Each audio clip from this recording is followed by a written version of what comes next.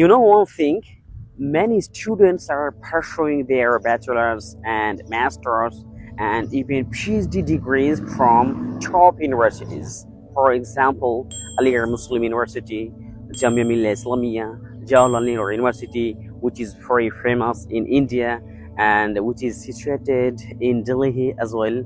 So, however, they are really intelligent students.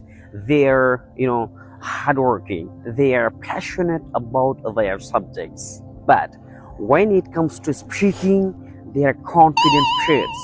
When it comes to speaking in front of thousands of people, their confidence disappears. That is the huge problem for them. They suddenly go silent. Their minds go blank. They get stirred. And they often struggle as well.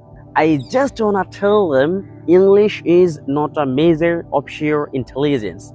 It is just a skill, and like any other skill, you can master it with practice and patience. So don't let fear stop you. Speak more and more. Learn together, grow together, make mistakes again and again. No problem.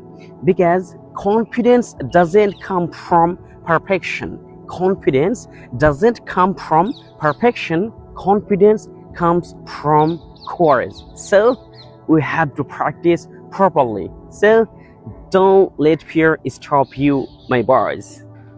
Everyone wants to speak English fluently and confidently, but no one wants to practice in a proper way. Maybe they forget practice is the price you pay for fluency. And one more interesting point here, everyone wants to succeed in life, but no one wants to do the hard work.